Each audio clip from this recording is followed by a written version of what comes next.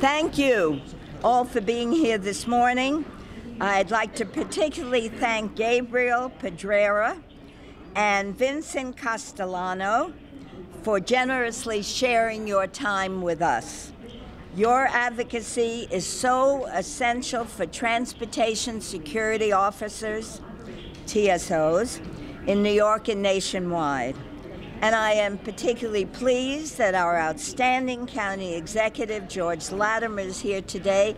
Thank you for your leadership. And for our deputy county executive, Ken Jenkins, thank you for your leadership. We truly appreciate the team that is always working together. It's day 18 of President Trump's government shutdown, the second longest ever. The Trump shutdown has resulted in approximately 420,000 federal employees working without pay, and another 400,000 employees ordered to stay home without pay as the needs of our nation pile up. The Federal Housing Administration has stopped processing loans and mortgage approvals.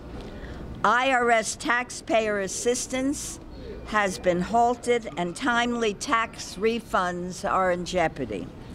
The FDA cannot conduct routine inspections for food safety or evaluate medical products. The Small Business Administration has stalled its work in assisting small businesses with federal contracts and loan assistance. The Department of Justice initiatives to train state and local law enforcement officers have been canceled, and our national parks, our crown jewels, frankly, they're filled with garbage. And this is not only unseemly and ugly, but this is dangerous to the health of those who are visiting. It really puts visitors' safety at risk. In our community, most people who ensure our air travel is safe are still on the job. And I'd like to say that again. People in our community who are making sure air travel is safe are still on the job, but spent the past 18 days, including the holidays, working without pay. 18 days working without pay. Boy, oh boy. That means during the holidays, it's having less money in your pockets to go to the store, 18 days without pay. This is unacceptable, and it's heartless. No American should be forced to work without pay as bills for groceries, rent or mortgages, and even the cost of gas to get to work pile up. But a continued shutdown poses an even greater national security at our airports. Long security lines are a nuisance, but pale in comparison to the real issue, the lower TSO staffing drops at our airports, the more security suffers. Responsibly funding the federal government is one of the most important duties of Congress, and one, frankly, that I have always taken very seriously. And now, as the chair of the Appropriations Committee, my responsibilities increase, and I continue to take this extremely seriously. And that is why last week, the House passed a package of bills that I introduced to end the shutdown and fund most agencies through September 30th, and the Department of Homeland Security, including TSA, through February 8th. This would open the government up, provide additional time for negotiations on the one bill with the greatest disagreements. Despite having already passed these bills, Senate Republicans, led by Mitch McConnell, refused to even take up these bills that they have already passed. This is common sense legislation. This is time to reopen the government. Democrats will continue bringing government spending bills before the House of Representatives to reopen the government and get back to work. And I want to make it clear, the bills that we were bringing and are bringing and will continue to bring before the Congress are bills that have passed the Senate almost unanimously. No disagreement. It's just that the leader in the Senate is saying, I have to listen to the president. If he doesn't want me to bring up the bills, I'm not going to bring up the bills. Let's make it very clear. The security of our nation and the economic security of the people who protect us demands it. So now, I'd like to turn the podium over to my good friend, George Latimer, who really understands these issues and has taken charge of the government with class, with expertise. I'm proud to be his friend for as long as we are both in public office. George? Thank you very much, Congresswoman, and we deeply appreciate the leadership that Nita Lowey has shown, not just in this particular issue, but on issue after issue after issue over a long tenure representing us. You do us proud, Nita, and now as chairwoman of the Appropriations Committee, we know that you're looking at a nation that you can do proud in all of these different things. So thank you for your leadership. I'm here with Deputy County Executive Ken Jenkins. We were here a couple of weeks ago at the very beginning of this to tell the people who work for the TSA that we appreciate what they do and that we were with them in spirit, and that we wanted to show at least that symbolic statement of support. We had lunch vouchers for them today. Peter Shearer, who's head of our airport operations here, will have lunch vouchers for them today. We hope we don't have to keep doing this, but we think it's a very small way to let the actual men and women who are here working for us without pay, doing it voluntarily, know that we appreciate what they're doing and that this is not something where they're forgotten as part of this battle. One of the frustrating parts to me about this is that this whole battle is supposedly over border security, but the real security comes from these professional men and women that check every person in before they get on an airplane. And as we've seen, the greatest threat to this nation in terrorists are those who would get on an airplane and seek to destroy something either on board or elsewhere. So it's the very border security that these men and women provide that we're trying to protect by saying put them back to work officially and make sure they're paid properly so that they can do their job. In government, there is always a battle between points of view. I have, like Nita has, we both served in office 30-some-odd years. We don't want to admit that, but that's about the amount of years. And I've never served at the national level, but I've been on a city council, both houses of the state legislature, here in the county government in both executive and legislative capacities. Ken has been an elected official as well in his own right. There's always disagreement in government. There's always two sides in every argument that battle. But the point is you don't take as hostages the people that work for you in that process.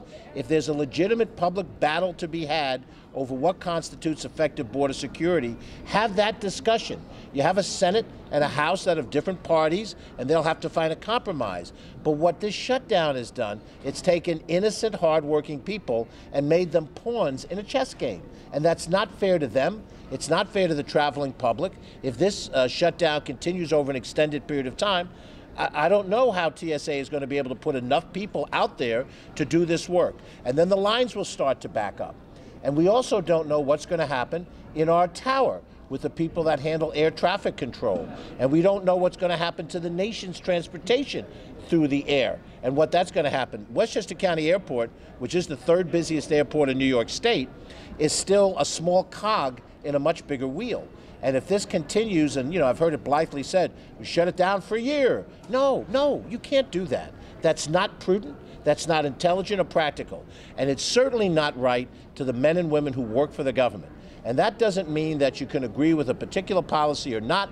Have that debate, but take these people out of the middle of that debate. Let them work and do what they do professionally, which protects us more than any other single thing that we have right now. We don't know just exactly how long the shutdown is going to go for. I think individually that the proposals that break this thing down department by department is intelligent, and I think it puts the emphasis on saying, let us find what we can agree upon, not the fact that we disagree on something.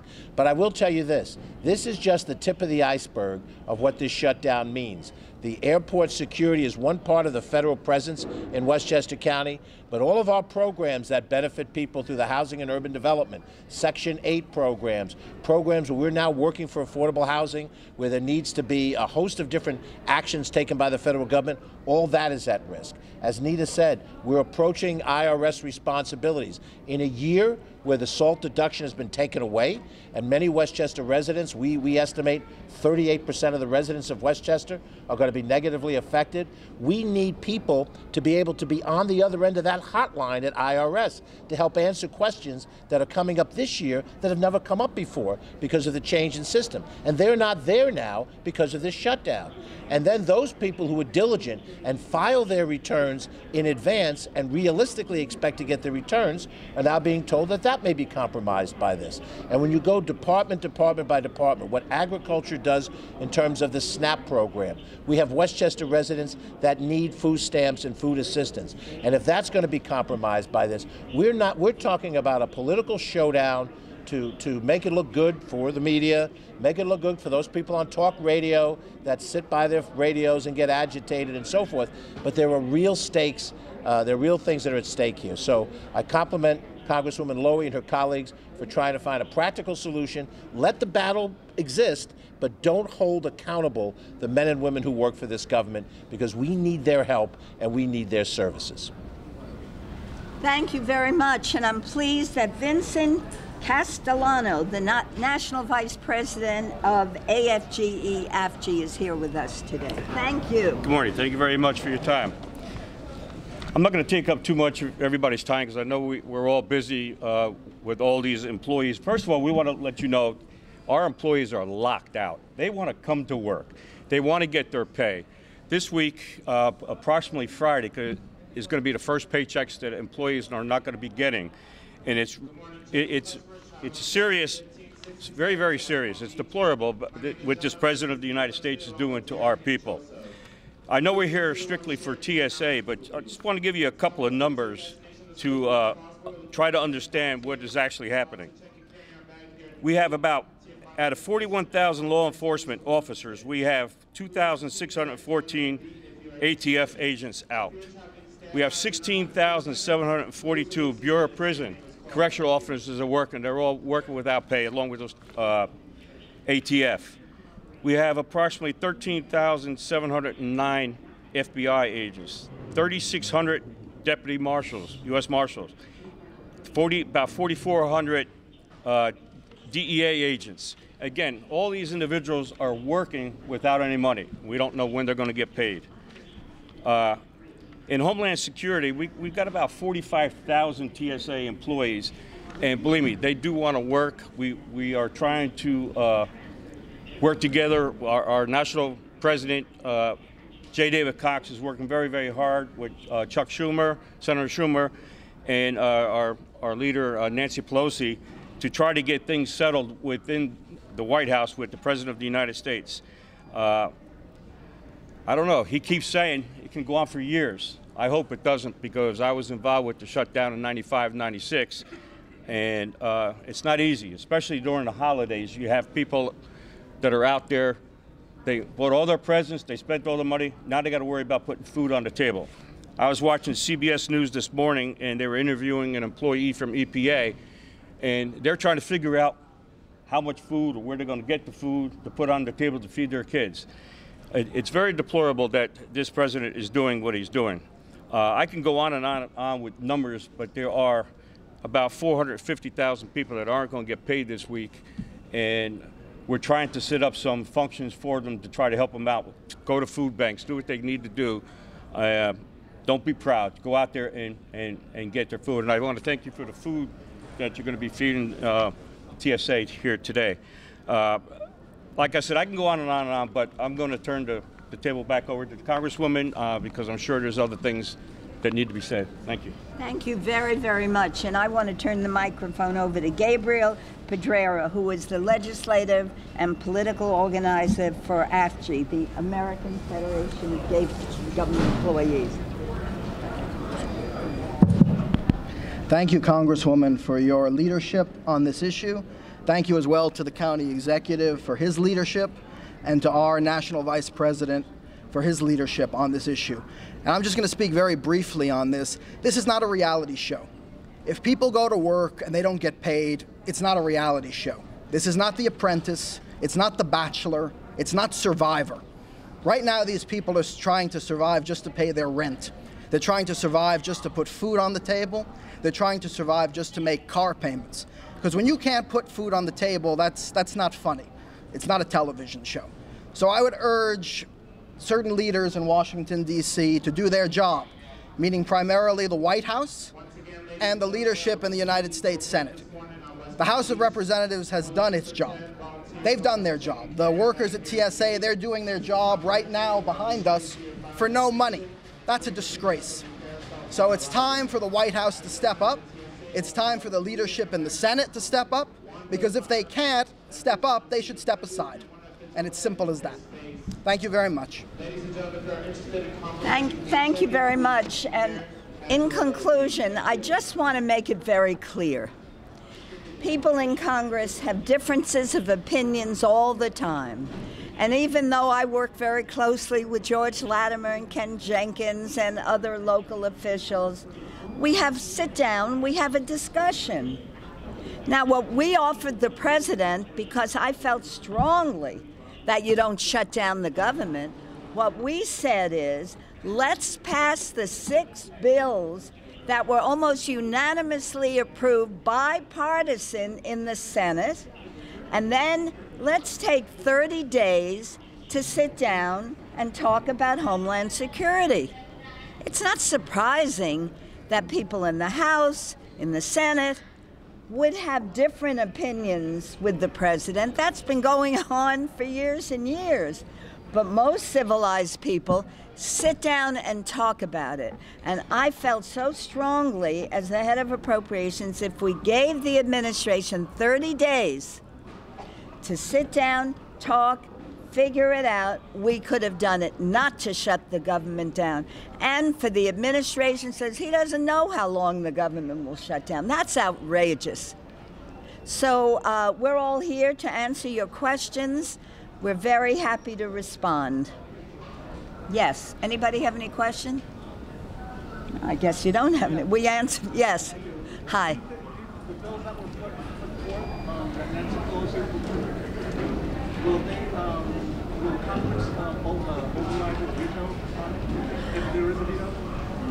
The question really is, did you all hear that?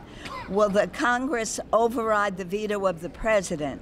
As of today, the Senate, Senator McConnell, who's head of the Republicans in the Senate, is saying he's not even going to bring any of these bills up. Mind you, they all passed the Senate, either the committee or the floor. He's not even going to bring them up again unless the president supports his actions.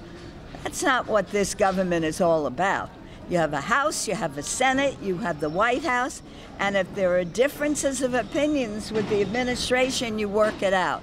So unless something has changed, Senator McConnell is not even going to bring what we're passing in the House to his membership. That's the news as of early this morning. You may have more recent news. Any other questions? How many TSA workers, federal workers, have been paid here at this airport in particular? At this airport, do you know? Peter? Peter, do you know? Question of how many TSA employees? workers are not being paid at this airport?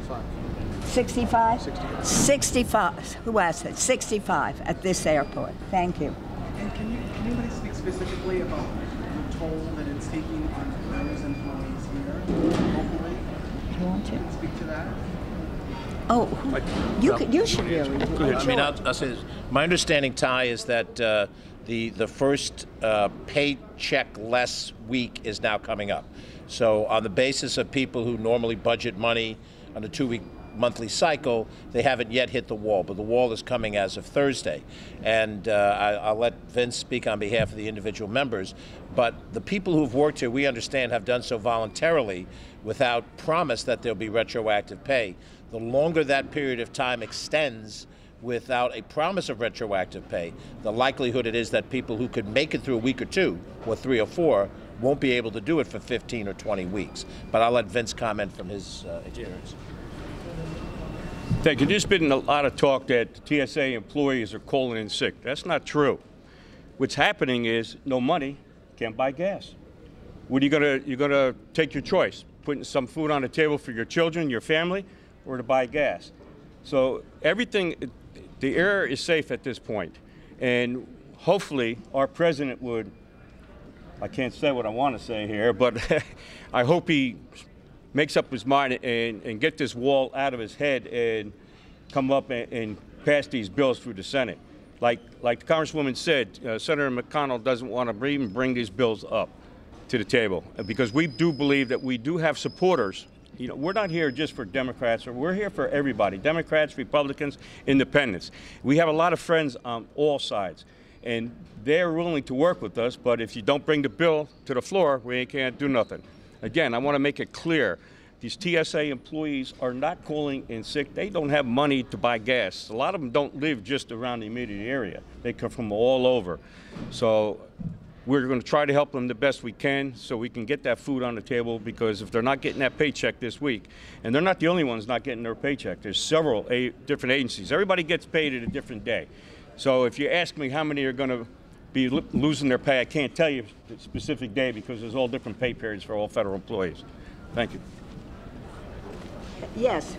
In your original plan with that 30 days to discuss Homeland Security with the president, what were you hoping would come out of this? Were you hoping there'd be some agreement to get some money for what you want as a wall? Were you hoping you could persuade him that there is no wall? Where do you stand on that? Look, we isolated the Homeland Security bill because we understood that there was agreement on some parts of it, not agreement on others.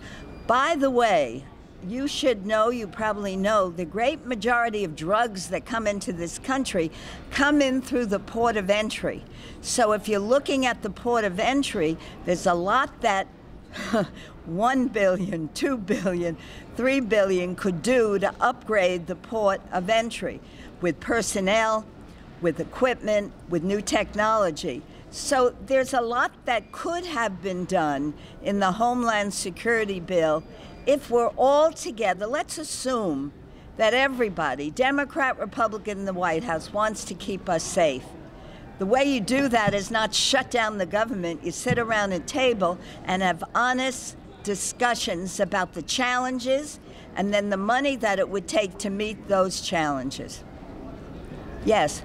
The White House is claiming that they need the wall because illegals are pouring over the border. And yet, I think the facts say that more people come in through airports and ports of entry. So you answered your question. That's exactly the point. But look, let us assume that there are real differences of opinions. The way you resolve it is not shutting down the government. You sit at a table, you pass the 6 bills that have, again, I want to repeat it, passed the Senate in a bipartisan way, talk about Homeland Security, and resolve those issues. There is no question in my mind that responsible adults would deal with a challenge, deal with disagreement in that way. So thank you very much. We appreciate it.